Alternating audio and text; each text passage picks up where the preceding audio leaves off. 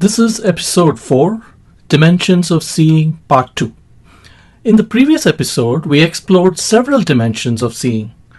We started with meeting the object, then we moved on to awareness, and then regarding the types of object, we looked at both the inner and outer objects, and we concluded with the direct perception. We saw that seeing is not a single movement. It is layered, subtle, and constantly shaped by how the mind meets reality. Now we continue with the remaining dimensions of seeing, which are broad context, as opposed to a narrow context, inference, trusted authority, and how objects create painful, pleasant, or neutral experiences within us. Perhaps much of human confusion begins when we no longer distinguish clearly between what is directly seen and the context, inferences, and interpretations through which it is understood. So now we start with the fifth dimension, the four being what we've covered in part 1, which were meeting the object, awareness, inner and outer objects, and lastly, direct perception. So those were the four. And the fifth one is broad context. Seeing the whole movement. That is the main aspect of broad context.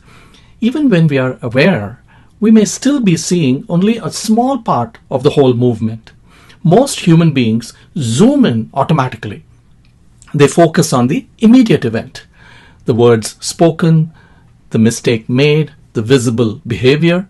But broad context asks a different question. What else is happening there? What happened before this moment? What pressures, fears, histories, burdens, responsibilities, or unseen movements surrounded this event?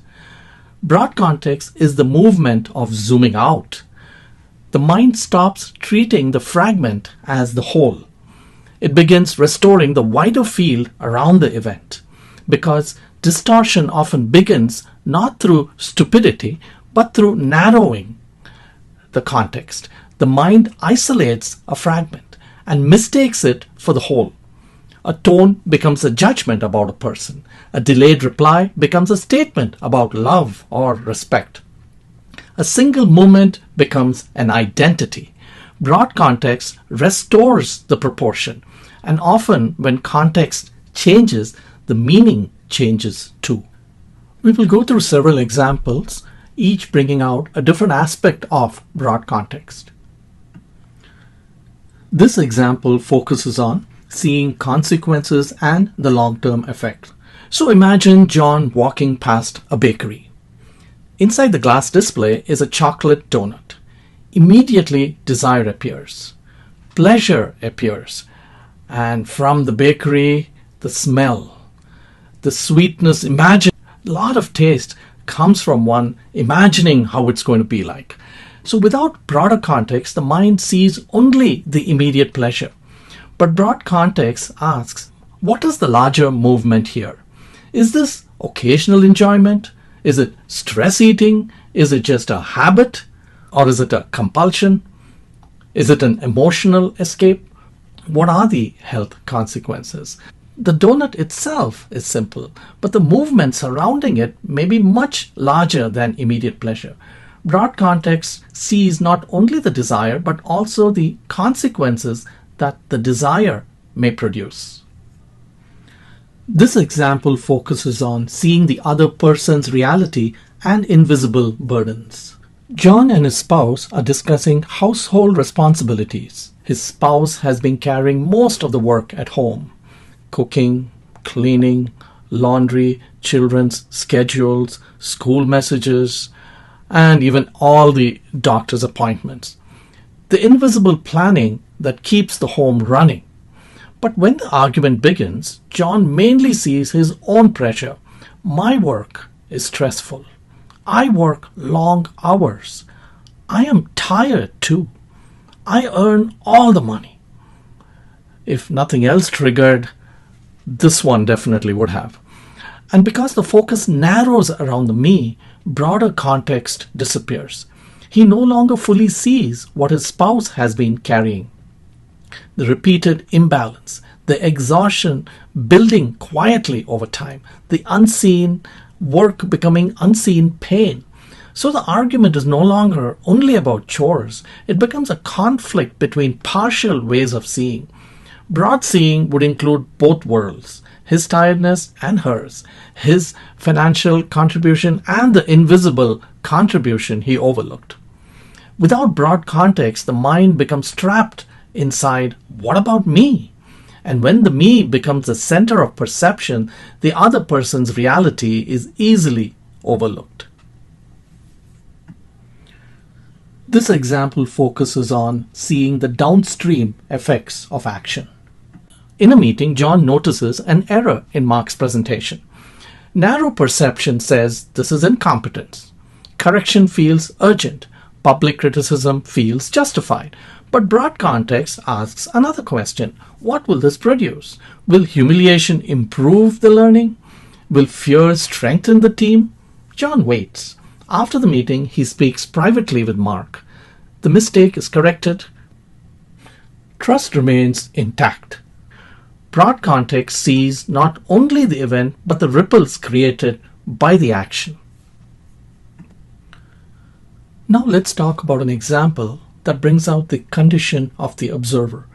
By observer, I mean the one receiving the event. Broad context must also include the condition of the observer. The world does not arrive untouched by the state of the one perceiving it. A tired body changes perception. Hunger changes perception. Stress changes perception. Of course, agitation changes perception. John wakes after several nights of poor sleep. Traffic feels more aggressive. Emails feel colder. Neutral comments seem edged with insult. Nothing outside changed significantly. The lens changed. Later, after eating and resting, the same message appears neutral again. Broad context therefore includes the perceiver. Without inner steadiness, the mind mistakes agitation for truth. Sometimes the mind must also hold a mirror to itself, not only to observe the event, but also the condition through which the event is being perceived. This example focuses on recognizing incomplete knowledge and uncertainty. The willingness to admit, I may be missing something. John presents an idea during a planning session. A colleague says, I think this is missing something. Immediately, certainty appears. They don't understand, but humility interrupts the hardening. John asks, what do you think I'm missing? The colleague points out a practical issue John overlooked. Instantly, the conversation changes. The challenge is no longer an attack. It becomes information. Humility keeps perception open. Certainty closes the field too early. And sometimes the clearest perception begins with a simple sentence, I don't know. This example focuses on seeing the human being behind the label. John reads an opposing political opinion online. Anger rises. Narrow perception says they are ignorant. Broad context asks something deeper. What fears shape this person? What experiences shaped these views? What suffering? What uncertainty?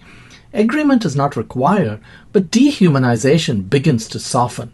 Firmness can remain without hatred, and perhaps this widening is one movement of seeing.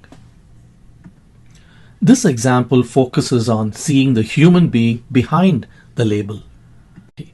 John reads an opposing political opinion online. Anger rises. Narrow perception says they are ignorant. Broad context asks something deeper. What fears shape this person? What experiences shaped these views? What suffering? What uncertainty?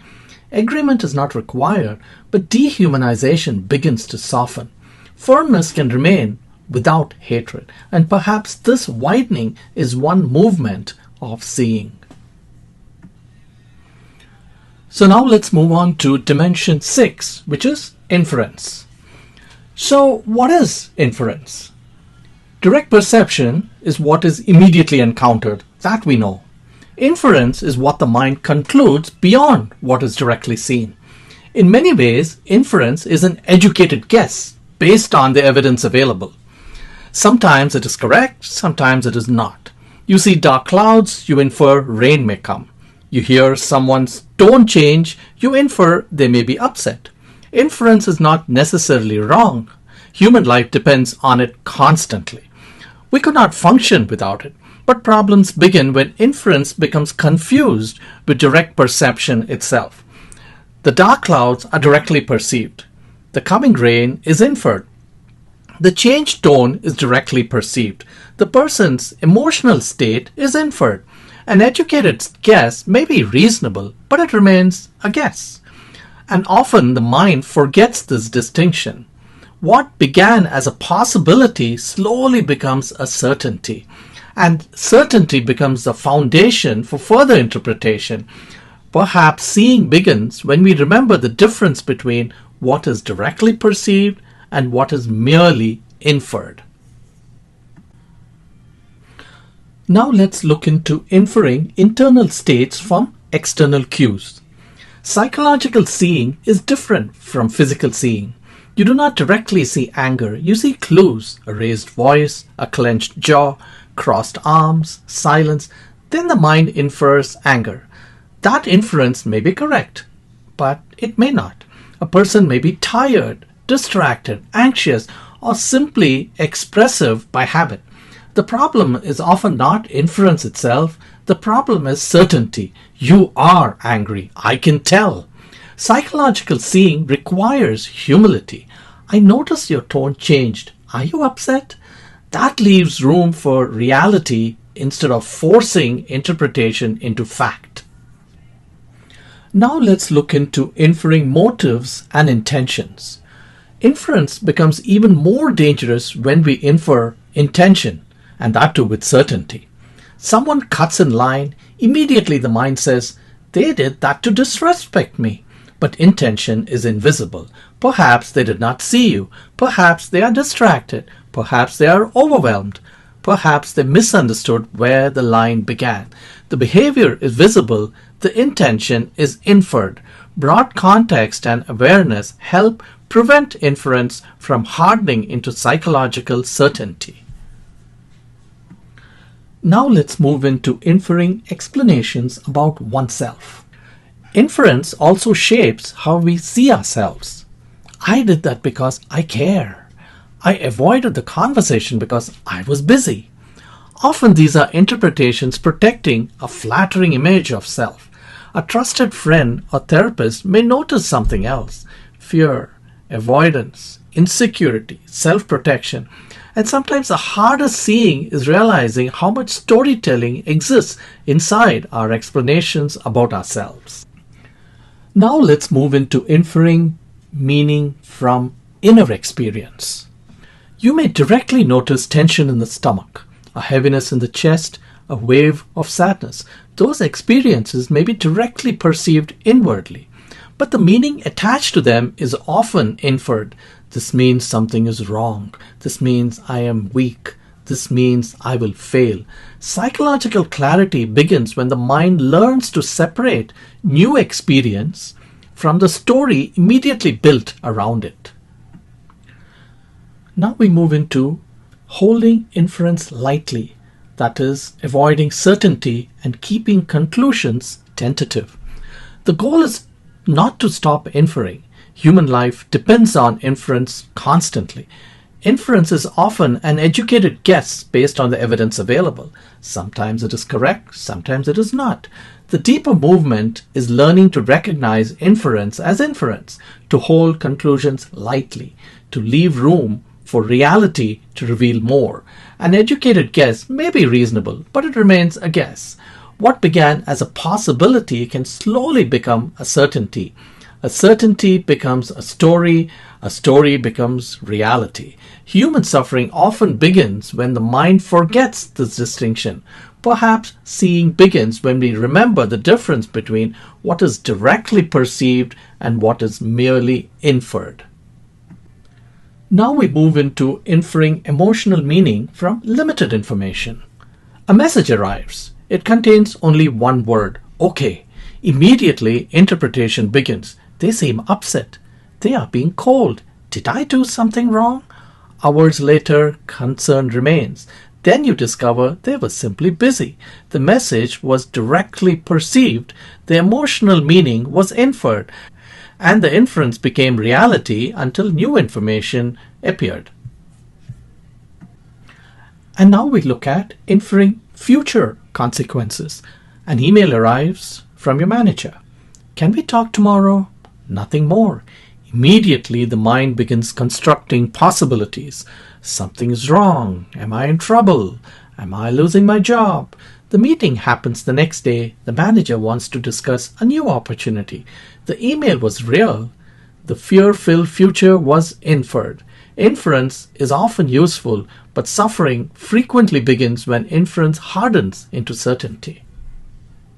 And now we look at the last aspect of inference, which is inferring relationship meaning from behavior. You wave at a friend across the street. They continue walking. No acknowledgement. Immediately the mind concludes, they ignored me. Perhaps they are upset. Perhaps the friendship has changed. Later you discover they never saw you. The event was simple. The story was inferred, and for a time the story felt more real than the event itself. Now let's look at dimension 7, trusted authority. Trusted authority is a reliable source that helps us perceive what we cannot yet see on our own. At its best, it acts as a mirror rather than a master, supporting clearer perception without replacing it. Now let's look at the first aspect of trusted authority, which is revealing blind spots. There are things human beings cannot easily see about themselves. You cannot see the back of your own head. You cannot fully hear your own tone in the way others hear it. You cannot always recognize your own blind spots while standing inside them. This is where trusted authority can become valuable, not as a control, not as obedience, but as a mirror, a therapist, a teacher, a wise friend, someone who helps us see what we may not easily see ourselves. Now let's look at the next aspect, which is naming a hidden experience. Sometimes we feel something deeply, but cannot name it clearly. A heaviness, restlessness, confusion. A trusted authority may help give language to experience. This may be grief, this may be shame, this may be exhaustion. The authority does not create the experience, they help illuminate it. And sometimes language itself becomes a doorway into clearer self-seeing. The next aspect is about revealing patterns. A friend listens to your story and says gently, "You do that thing again," where you take responsibility for everyone else's feelings. At first you resist, then slowly you begin seeing the pattern yourself. The authority here is not domination, it is attention, careful observation helping another human being see more clearly. The next aspect is revealing missing understanding. A student struggles with mathematics. Again and again the same mistakes appear. The student becomes frustrated. "I'm just not good at this." But the teacher notices something the student does not. The difficulty is not intelligence, it is misunderstanding of a single foundational idea. The teacher points it out. Suddenly the confusion begins to dissolve. The authority did not give student understanding. The authority helped the student see what was already there. The next aspect is revealing unseen dangers. A new driver believes they are checking their mirrors properly. The instructor says, "Look again." The driver discovers an entire blind spot they have overlooked. The danger existed before it was noticed. The instructor did not create the blind spot. The instructor revealed it. Trusted authority often functions in this way, helping us see what was present but unnoticed. The next aspect is providing expertise. A person feels tired for months. They assume it is stress. A doctor orders tests, a medical condition is discovered. The fatigue was directly experienced, but understanding its cause required knowledge beyond personal observation. Sometimes reliable understanding comes from those who have spent years studying a particular domain. The next aspect is providing an outside perspective. There are moments when introspection alone is insufficient.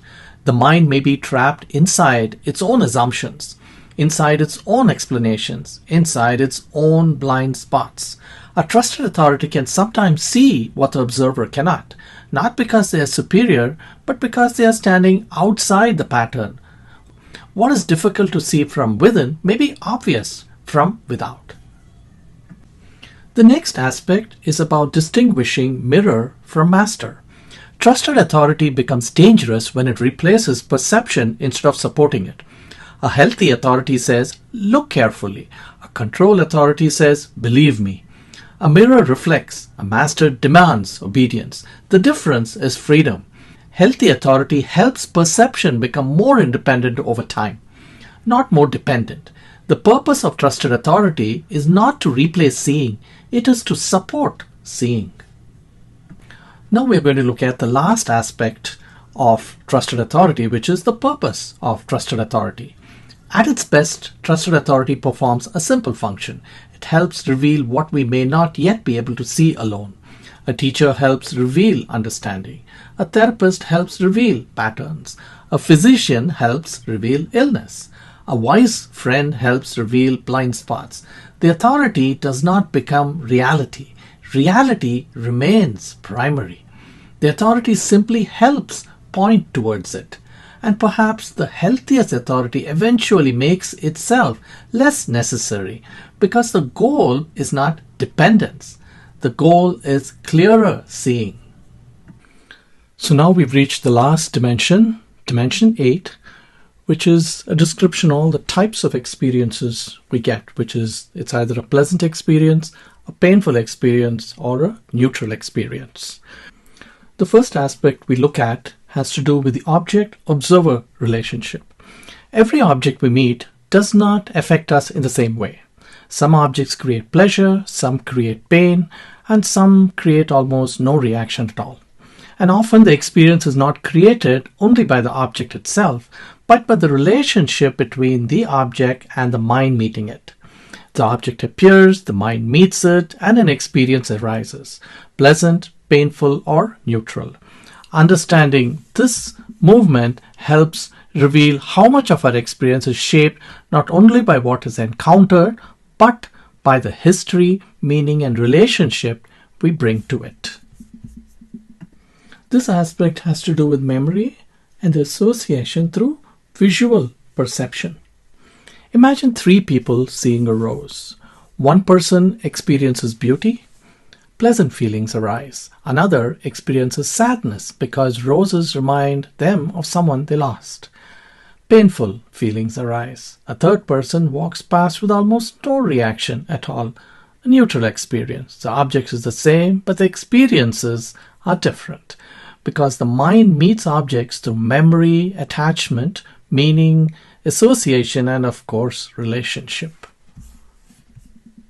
The next aspect we look at it is the psychological meaning and anticipation. A phone vibrates, a message appears. One person feels excitement immediately, another feels anxiety. Someone else barely reacts at all. The sound itself is simple, but the psychological meaning surrounding it shapes the experience. This aspect has to do with memory and association through auditory perception. A song begins playing in a cafe. One person smiles immediately. It reminds them of a road trip with close friends. Laughter, freedom, good memories. Another person becomes quiet. The same song was played at a funeral. Loss appears, grief appears. A third person barely notices it. The song is the same, the experience is different, because the mind meets the song through memory and association. This aspect has to do with memory and association through the olfactory perception. Fresh bread is baking in a nearby kitchen. One person is reminded of childhood, family dinners, warmth, comfort. Another remembers long days spent in a hospital waiting room where the same smell drifted from a cafeteria. Sadness appears, and a third person notices a smell and continues walking. Almost no reaction occurs. The smell is the same, but the experience differs. This aspect has to do with reaction to criticism. A teacher says this work can be improved. One student feels encouraged, a chance to learn, a chance to grow. Another student feels hurt. Criticism is heard, failure is felt. A third student feels neither pleasure nor pain, only information. The words were identical, the experience was not. This aspect has to do with comparison. A colleague receives a promotion, one person feels happy for them, another feels jealousy, a third feels indifferent. The event is the same, the experience depends on the relationship between the event and the mind meeting it. This section has to do with bringing the dimensions together.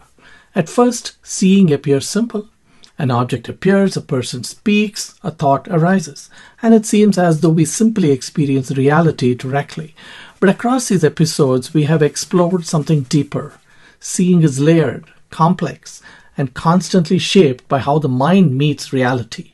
We explored meeting the object, awareness, outer and inner objects, direct perception, broad context, inference, trusted authority, and the way objects give rise to pleasant, painful, and neutral experiences. And perhaps one insight runs through all of them.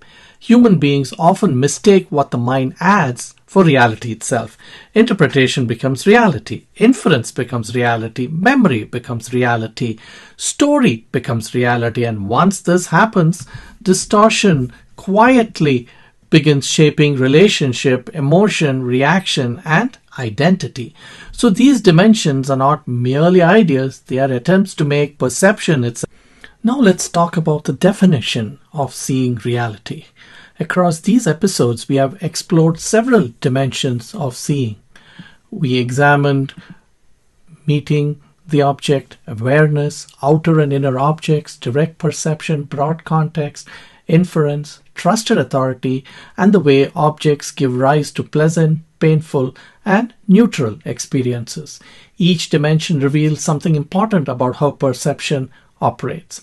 An object must first be met, awareness must be present, the object must be understood within its broader context, and understanding may arise through direct perception, inference, or reliable understanding. Therefore, if we have to put all these dimensions together in one definition, it would go something like this. Seeing reality is the movement of meeting external and internal objects with awareness within their broad context through direct perception, inference, or reliable understanding, resulting in pleasant, painful, or neutral experiences. Each dimension is independent of the others. No dimension can fully replace another. Awareness cannot replace broad context cannot replace direct perception, inference cannot replace awareness, trusted authority cannot replace direct observation. Each reveals something that the others cannot. Together they enrich perception. Separately they remain incomplete. Perhaps seeing begins when we become aware not only of what appears, but of how we are meeting what appears. Across these episodes, we have explored many dimensions of seeing.